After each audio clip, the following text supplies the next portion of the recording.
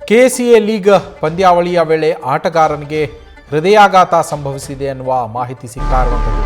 ಹೃದಯಾಘಾತದಿಂದ 36 ವರ್ಷದ ಅಕ್ಷಯ್ ಎಸ್ಎಲ್ ಎನ್ನುವರು ಸಾವನ್ನಪ್ಪಿದ್ದಾರೆ. ಕ್ರೀಡಾಪಟು ಕೆಸಿಎ ಶ್ರೀ ನಸೂರ್ ಸ್ಮಾರಕ ಶೀಲ್ಡ್ ಏಕದಿನ ಲೀಗ್ ಪಂದ್ಯಾವಳಿ ನಡೀತಾ ಇತ್ತು.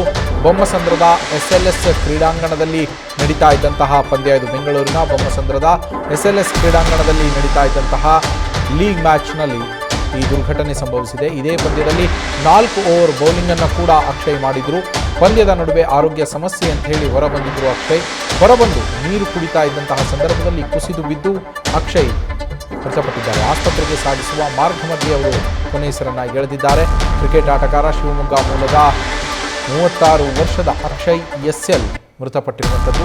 ರಣಜಿ ಪಂದ್ಯಾವಳಿ ಕೂಡ ಆಡಿರುವಂತಹ ಅನುಭವವನ್ನು ಇವರು ಹೊಂದಿದ್ದಾರೆ ಅಕ್ಷಯ್ ಎಸ್ಎಲ್ ಅವರು. ದೃಶ್ಯಗಳಲ್ಲಿ ಗಮನಿಸ್ತಾ ಇದ್ದೀರಾ, ಅಕ್ಷಯ್ ಅವರ ಫೋಟೋ ಕೂಡ ಗಮನಿಸ್ತಾ ಇದ್ದೀರಾ ನೀವು. ಕ್ರಿಕೆಟ್ ಪಂದ್ಯ ಆಡುವಂತಹ ಸಂದರ್ಭದಲ್ಲಿ ಸಂಭವಿಸಿದ ದುರಂತದಲ್ಲಿ ಅವರು ಮೃತಪಟ್ಟಿದ್ದಾರೆ. ಹೃದಯಾಘಾತವಾಗಿ ಅವರು ಸಾವನ್ನಪ್ಪಿರುವಂಥದ್ದು. ಕೆಸಿಎ ಶ್ರೀ ನಸೂರ್ ಪಂದ್ಯಾವಳಿ ನಡೀತಾ ಇತ್ತು. ಬೆಂಗಳೂರಿನ ಬೊಮ್ಮಸಂದ್ರದ ಎಸ್ಎಲ್ಎಸ್ ಕ್ರೀಡಾಂಗಣದಲ್ಲಿ ಈ ಪಂದ್ಯ ನಡೀತಾ ಇತ್ತು. ಇದೇ ಪಂದ್ಯದಲ್ಲಿ 4 ಓವರ್ ಬೌಲಿಂಗನ್ನು ಕೂಡ ಏಕದಿನ ಪಂದ್ಯಾವಳಿ ಇದು. 4 ಓವರ್ ಬೌಲಿಂಗನ್ನು ಅವರು ಮಾಡಿದ್ರು.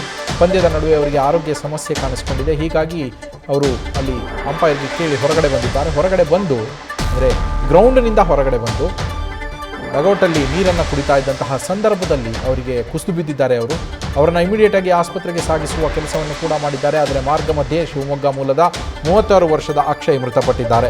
ನಮ್ಮ ಕ್ರೈಮ್ ಕರೆಸ್ಪಾಂಡೆಂಟ್ ಚಂದ್ರು ಫೋನ್ ಸಂಪರ್ಕದಲ್ಲಿದ್ದಾರೆ. ಚಂದ್ರಶೇಖರ್, ಏನಾಯಿತು ಅವರಿಗೆ? ಹೃದಯಾಘಾತ ಅಂತ ಹೇಳಲಾಗ್ತದೆ. ಪಂದ್ಯದ ಮಧ್ಯೆ ನಡೆದಿರುವಂತಹ ಘಟನೆ ವಿವರಣೆ ನೀಡಬಹುದಾ?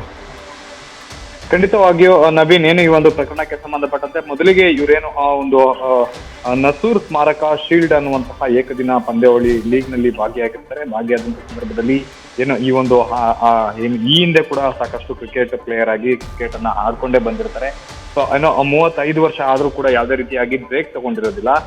ಕ್ರಿಕೆಟ್ ಅನ್ನ ಕಂಪ್ಲೀಟ್ ಆಗಿ ಒಂದು ರೀತಿಯಲ್ಲಿ ಪ್ರೊಫೆಷನ್ ಆಗಿ ತಗೊಂಡು ಕ್ರಿಕೆಟ್ ಆಡ್ಕೊಂಡೇ ಬರ್ತಾ ಇರ್ತಾರೆ. ಪ್ರತಿ ಶನಿವಾರ, ಭಾನುವಾರ ಅಥವಾ ವೀಕ್ ಡೇಸ್ ಅಲ್ಲೂ ಕೂಡ ಇದೇ ರೀತಿಯಾದಂತಹ ಕ್ರಿಕೆಟ್ ಅನ್ನ ಆಡ್ಕೊಂಡು ಬರ್ತಾ ಇದ್ದಂತ ಅಕ್ಷಯ್ಗೆ ಫಿಟ್ನೆಸ್ ಕೂಡ ಅಷ್ಟೇ ನೀಟಾಗಿ ಮೇಂಟೈನ್ ಮಾಡ್ಕೊಂಡ್ ಬಂದಿರ್ತಾರೆ. ಯಾವುದೇ ರೀತಿಯಾದಂತಹ ಒಂದು ಫಿಟ್ನೆಸ್ ಲೂಸ್ ಆಗಿ ಕೂಡ ಇರೋದಿಲ್ಲ. ಅಷ್ಟು ಫಿಟ್ ಆಗಿದ್ರು ಕೂಡ ಈ ರೀತಿಯಾಗಿ ಹೃದಯಾಘಾತ ಆಗಿರುವಂತಹದ್ದು. ಮೊದಲಿಗೆ ಏನು 4 ಓವರ್ ಬೌಲಿಂಗ್ ಅನ್ನ ಕೂಡ ಮಾಡಿರ್ತಾರೆ. ಈ ಒಂದು 4 ಓವರ್ ಬೌಲಿಂಗ್ ಮಾಡಿದ ನಂತರದಲ್ಲಿ ಕ್ರಿಕೆಟ್ ಆಡುವಂತ ಗ್ರೌಂಡ್ ನಲ್ಲೇ ಕೊಂಚ ಮಟ್ಟಿಗೆ ಒಂದು ಆರೋಗ್ಯ ಸಮಸ್ಯೆ ಕಾಣುತ್ತೆ. ಆರೋಗ್ಯ ಸಮಸ್ಯೆ ಕಂಡಂತಹ ಸಂದರ್ಭದಲ್ಲಿ ಅವರು ಬಂದು ನೀರನ್ನ ಕುಡಿತಾರೆ. ಹೊರಬಂದು ನೀರನ್ನು ಕುಡಿತಿದ್ದಂತೆ ಸ್ಥಳದಲ್ಲೇ ಕುಸಿದು ಬೀಳ್ತಾರೆ. ಕುಸಿದು ಬಿದ್ದ ತಕ್ಷಣವೇ ಅವರನ್ನ ಏನು ಸ್ಥಳದಲ್ಲಿ ಇದ್ದಂತಹ ಒಂದು ಈಸ್ಟ್ ಪಾಯಿಂಟ್ ಕಾಲೇಜ್ ಏನಿದೆ ಆ ಒಂದು ಆಸ್ಪತ್ರೆ, ಆ ಕಾಲೇಜ್ ಆಸ್ಪತ್ರೆಗೆ ಸೇರಿಸ್ತಾರೆ. ಸೇರಿಸಿದ ತಕ್ಷಣ ಅಲ್ಲಿ ಹೋಗೋಷ್ಟಕ್ಕೆ ಮೊದಲೇ ಇವರ ಪ್ರಾಣ ಪಕ್ಷಿ ಹಾರಿ ಹೋಗುತ್ತೆ ಅಂತ ಹೇಳಿ ವೈದ್ಯರು ತಿಳಿಸಿರುವಂತಹದ್ದು. ಸದ್ಯಕ್ಕೆ ಮೃತದೇಹವನ್ನ ಈಸ್ಟ್ ಪಾಯಿಂಟ್ ಕಾಲೇಜ್ನಲ್ಲಿ ಇಡಲಾಗಿದೆ. ಅವಳಲ್ಲಿ ಪೊಲೀಸರು ಏನು ಸ್ಥಳಕ್ಕೆ ಆಗಮಿಸಿ ಈಗಾಗಲೇ ಪರಿಶೀಲನೆಯನ್ನು ಕೂಡ ಮಾಡ್ತಾ ಇರುವಂತಹದ್ದು.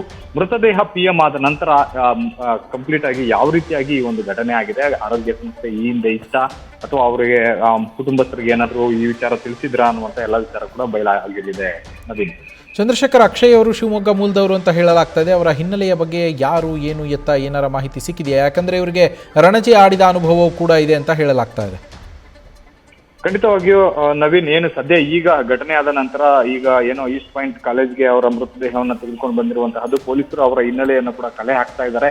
ಇದಕ್ಕೆ ಸಂಬಂಧಪಟ್ಟಂತೆ KCA ಅಧಿಕಾರಿಗಳೇನಿದ್ದಾರೆ ಅಥವಾ ಅವ್ರ ಕಮಿಟಿ ಏನಿದೆ ಅವ್ರನ್ನು ಕೂಡ ಸಂಪರ್ಕ ಮಾಡಿ ಅವರು ಈ ಹಿಂದೆ ಯಾವೆಲ್ಲ ಪಂದ್ಯಾವಳಿಗಳನ್ನ ಆಡಿದ್ರು ಅನ್ನುವಂತಹ ವಿಚಾರಕ್ಕೆ ಸಂಬಂಧಪಟ್ಟಂತೆ ಕೂಡ ಡೀಟೇಲ್ಸ್ ಕಲೆ ಹಾಕ್ತಾ ಇರುವಂತಹದ್ದು.